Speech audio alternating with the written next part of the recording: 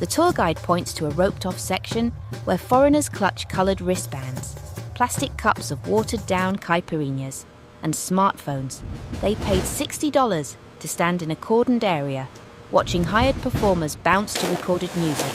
3 blocks away, under the shade of a banyan tree, 100 locals danced to a live drum circle that started at dawn. No tickets, no barriers, no price. This is not a secret. It is not hidden. But most visitors to Rio during Carnival never see it. They leave, believing they experienced something authentic, unaware that the real celebration was always just out of frame. Rio's Carnival economy operates on 2 parallel tracks. One is designed for tourists, carefully packaged, marketed in English and Spanish, sold through Instagram ads and hotel concierges. The other belongs to the neighborhoods, rooted in decades of tradition, funded by local families and small businesses, built on the assumption that music and dancing should not require a credit card. The divergence started in the early 2000s, when international interest in Rio's street parties surged. What had been informal gatherings, self-organized by neighborhood groups, suddenly attracted tens of thousands of foreign visitors.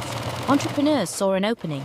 They created ticketed blocos, events branded as traditional, but structured like concerts. They hired professional samba bands, secured permits, erected fences, and sold admission, as if Carnival were a product rather than a practice. The marketing worked. Visitors searching online for Carnival experiences found glossy websites, ticket packages, VIP upgrades. They saw photos of smiling crowds, professional dancers in sequined costumes, branded cocktails.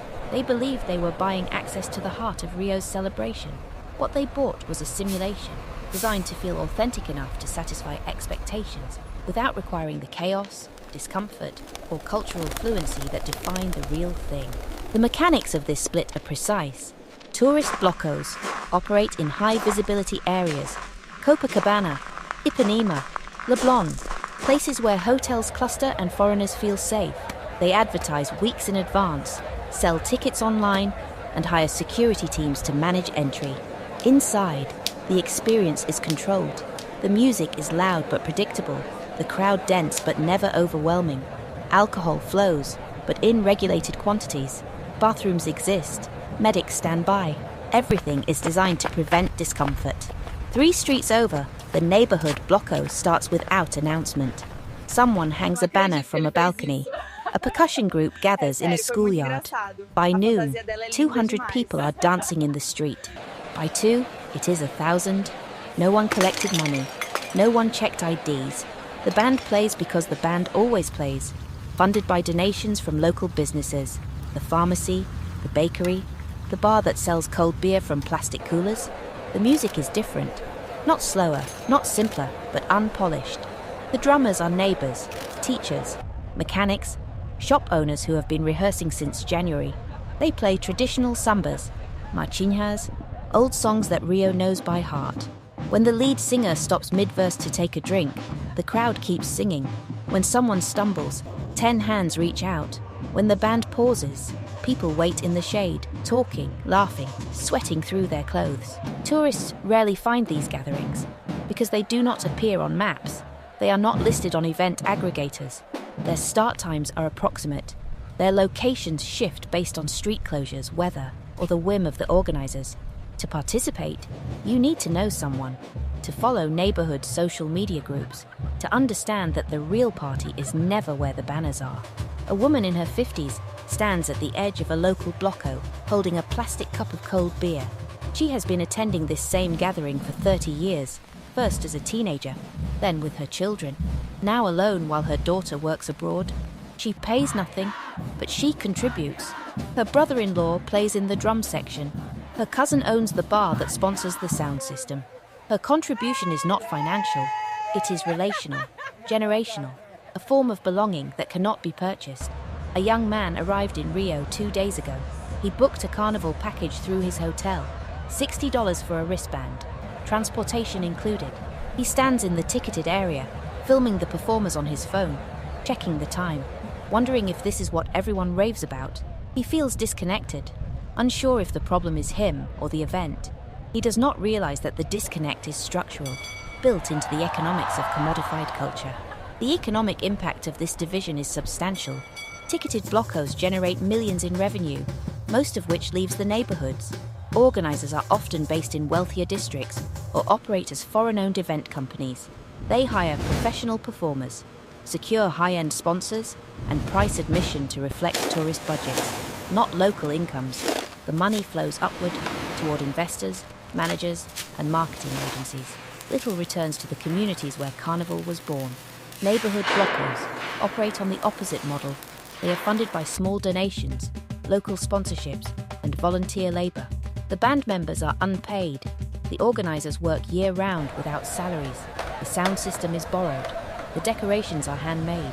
The entire event costs a fraction of what tourists pay for a wristband, yet it sustains a richer, deeper, more durable culture. This is not romantic. Neighborhood blocos face constant financial pressure. Permits cost money. Equipment breaks. Police require fees. Trash removal is not provided by the city. When a local bloco folds, it is usually not because the community lost interest. It is because the organizers ran out of money, time, or both. Meanwhile, ticketed blocos market themselves as traditional. They feature dancers in costumes that mimic samba school outfits, hired to perform choreographed routines. They play sambas recorded by famous artists, licensed and looped through professional sound systems. They sell the aesthetics of Carnival without the substance, the risk, the sweat, the vulnerability that make the event meaningful to those who live it. The paradox is that tourists seek authenticity. They travel to Rio hoping to experience something raw, unfiltered, outside the boundaries of their everyday lives.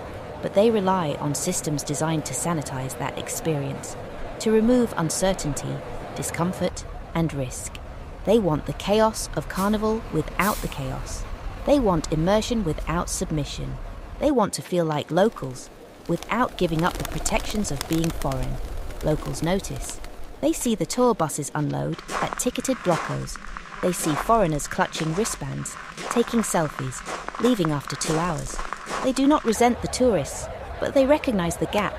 The visitors came for Carnival, but they attended an event. The difference is subtle but absolute. By sunset, the ticketed bloco has cleared out. Security removes the barriers, vendors pack up, the foreigners head back to their hotels. Tired, satisfied, convinced they participated in something special. 3 blocks away, the neighborhood bloco is still going. The drummers are exhausted, drenched in sweat, but they keep playing. Children dance in circles, old women sit on stoops, clapping. A teenager helps a drummer replace a broken snare. No one is performing, everyone is present.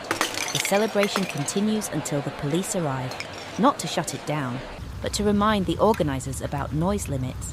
The band plays one more song. The crowd disperses slowly, reluctantly, into the night. Some head to bars, others walk home, still humming, still moving to the rhythm. The street is empty by midnight, littered with plastic cups and confetti. In the morning, neighbors will sweep it clean, as they do every year. This is not a critique of tourism. Rio's economy depends on visitors, on the hotels, restaurants, and events that cater to them. Ticketed blocos provide jobs, generate tax revenue, and introduce millions to Brazilian culture. They serve a purpose, but they are not Carnival. Not in the way locals understand it. They are a version, a translation, a facsimile that preserves the form while losing the essence. The question is not whether tourists should attend neighborhood blocos.